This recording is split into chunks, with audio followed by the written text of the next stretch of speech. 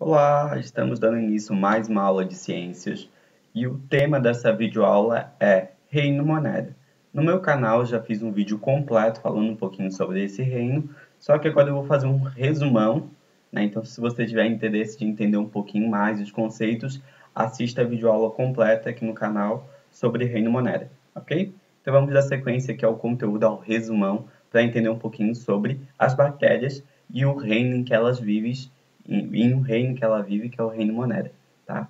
Vamos lá, então. Aqui nessa primeira imagem, a gente vai conhecer um pouquinho a estrutura das bactérias, porque as bactérias, elas são células, são seres de células procarionte, ou seja, é um ser vivo que sua célula não possui núcleo, não possui uma membrana nuclear, onde dentro desse núcleo vai estar o material genético. O material genético, que é o DNA, ele vai ficar solto no citoplasma. Então, aqui nós temos o citoplasma, que é essa parte verde, e o DNA ele fica solto nesse citoplasma, ok? Uma característica importante de falar da bactéria é que a bactéria, além de ela ter a membrana plasmática, ela tem a parede celular. Quase todas têm. Algumas específicas que não vão ter essa parede celular, mas a grande maioria possui essa parede. Que seria o quê? Seria uma película que vai revestir e vai proteger a bactéria, ok? Algumas bactérias, que não são todas, além de ter a parede celular, ainda tem uma película que reveste ela por cima da parede celular. Então, é como se ela tivesse três camadas: a membrana plasmática, a parede celular e, por último, a cápsula, que seria essa película, é como se fosse realmente uma capa que vai proteger a célula, evitar que ela perca água e ajudar ela a se fixar em vários ambientes, tá? Em várias superfícies. Além disso, algumas bactérias podem possuir as fímbrias, que também vai auxiliar essas bactérias a se fixar em outro ser vivo, em outra bactéria ou em alguma superfície, e algumas bactérias podem ter o flagelo, que é como se fosse essa cauda que ajuda ela a se movimentar em ambientes líquidos. Tá? Então, bactérias que vivem em ambientes aquáticos, que dependem da água para se reproduzir, para se desenvolver, elas podem possuir esse flagelo que auxilia ela na movimentação.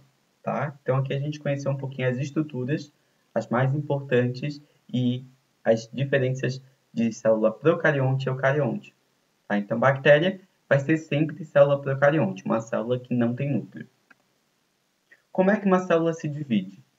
A bactéria ela consegue se dividir de diferentes formas. A principal forma de divisão de uma bactéria a gente chama de divisão binária ou bidivisão. É isso? Não estou ficando louco? Não, desculpa. Divisão binária ou bipartição. Tá? O que seria isso? A célula consegue se reproduzir de forma assexuada, sem precisar de um parceiro e sem precisar de ter gametas, células sexuais. O que ela faz então? Ela duplica o seu material genético e depois ela começa a se dividir em dois.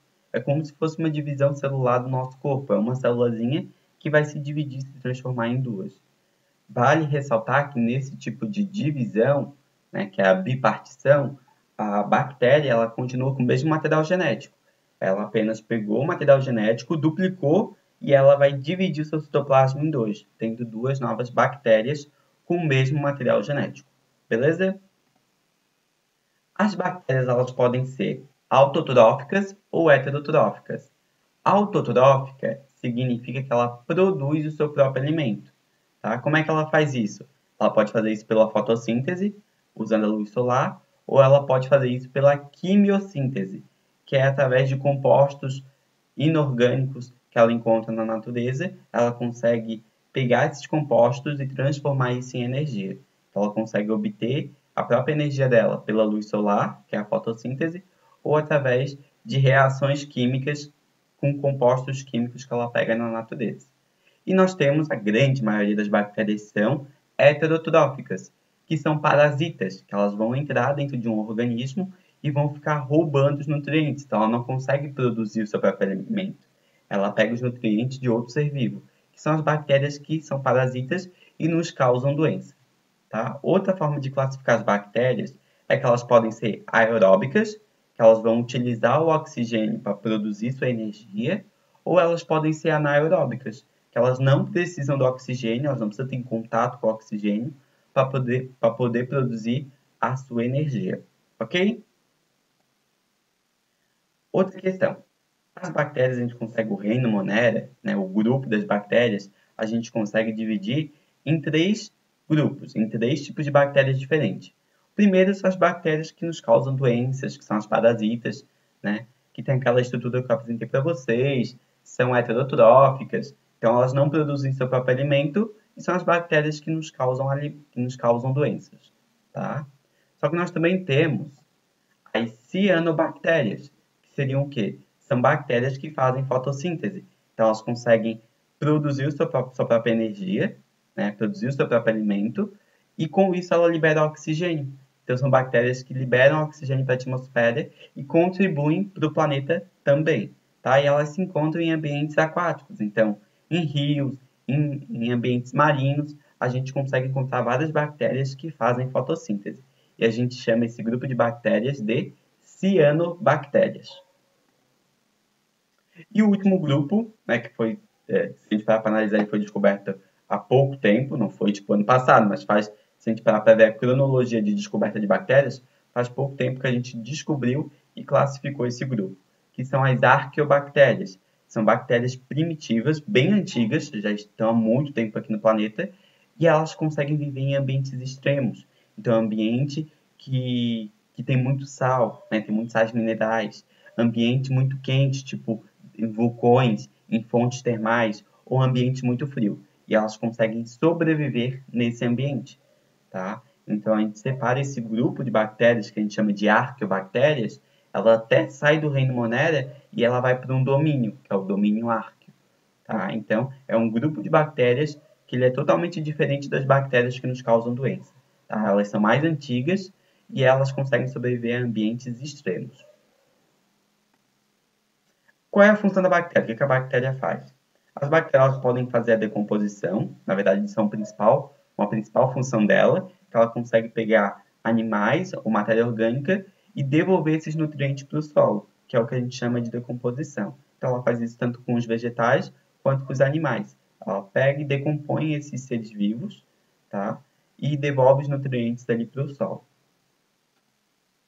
As bactérias podem ser usadas também para engenharia, tanto para as indústrias de alimento, como na produção de iogurte, que é feita pela bactéria Lactobacillus. Então, a bactéria ela pode ser usada também para a função econômica, produção tanto de biotecnologia, tanto para alimentação. As bactérias elas podem viver em harmonia com outros seres vivos, como é o caso de líquens. Tá? Então, aqui são bactérias junto ou seja, cianobactérias junto com fungos, e os dois se beneficiam nessa relação. Também nós temos bactérias no nosso organismo, que é lá no caso do intestino. No nosso intestino nós temos a flora intestinal, que é cheia de bactérias, que elas não vão nos prejudicar, elas vão ajudar no nosso processo de digestão. Tá? Então, tem bactérias que também nos ajudam. Como é que a gente trata essas bactérias? Como é que a gente trata esse grupo de bactérias? As bactérias elas são tratadas com o uso de antibiótico. Então, se eu estou com algum problema, alguma doença bacteriana, né, que são as bacterioses, a gente pode tratar isso com antibióticos. Tá? Alexander Fleming ele descobriu um fungo, que é a penicillium, que ele consegue produzir uma substância que mata as bactérias, impede o crescimento dela, que é o antibiótico conhecido como penicilina. Tá? E quando ele descobriu isso, ele revolucionou o mundo e é o antibiótico mais usado atualmente. Tá? Um dos antibióticos mais utilizados. Só que nós temos um grande problema com o uso de antibióticos, que é o quê? A gente não pode usar o antibiótico de forma indevida ou de forma exagerada, porque com isso as bactérias vão evoluindo e vão se adaptando com o uso desse antibiótico. E elas vão sendo selecionadas pelo que a gente conhece como seleção natural, que é uma coisa que a gente vai estudar um pouquinho mais para frente, e elas podem sobreviver a essa bactéria e elas podem crescer e se desenvolver, se adaptar. Então elas ficam mais fortes e sobrevivem, se transformando em superbactérias, sobrevivendo ao uso desse antibiótico. Ok?